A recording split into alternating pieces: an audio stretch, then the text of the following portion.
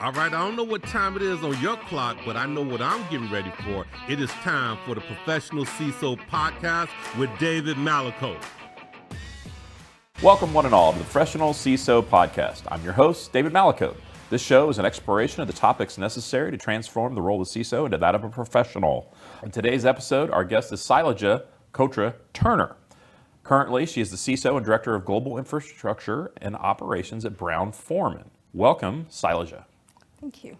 A lot of my career has been other people seeing my potential before I did. I stepped into IT at a time when the only thing I knew was that I did not want to be a programmer. That was my bachelor's, computer science. After a couple of years doing my master's, I'm like, don't want to do programming the rest of my life. So I fell into IT. Subsequently, I did my MBA. A lot of lateral movement, a lot of learning. And one of those lateral movements was in security. And at that point, I was like, well, yeah, I've been in other roles. What's one more? A large part of what I do, I see it as I run a translating service. I'm translating technical into non-tech for the people that are not technical. My leaders, the business leaders, the people that I talk to may or may not understand the technical. My job is to go understand where they're coming from and help translate the technical speak that my team speaks into the non-technical speak that they do. And that's true for most leadership roles. In cybersecurity, that change happened when a virus could take down one system to a virus taking down half the company, because then it went from an annoyance to a business risk. Where do you see the CISO role going? We're truly in the middle of this kind of transformation. We need to be at the table for those discussions.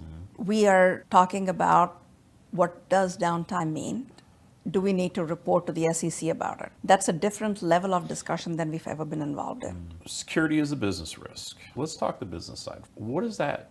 Is there a gap there? Our job as security professionals is not to prevent a breach, but to minimize the impact to the business. We need to understand what that impact can be, which means we need to understand the business. That's where the biggest gap is. Understanding the business, understanding the impact of a breach or a cybersecurity incident on the business so that we can minimize that impact. People can have a little passion around this subject, which is the importance of certifications and education when hiring security professionals. I see certifications more as confirmation that I have the knowledge I claim to have. It tells your future employers, a hiring manager, what you're capable of. When I'm trying to make a particular impression with my hiring manager, I need to choose my certifications wisely. Certifications are most useful to get through the automated resume sorting systems, because when you're saying CISSP preferred and you're going through the CISSP initials, the letters in your resume, yeah, you're more likely to get picked for it. But I know I don't.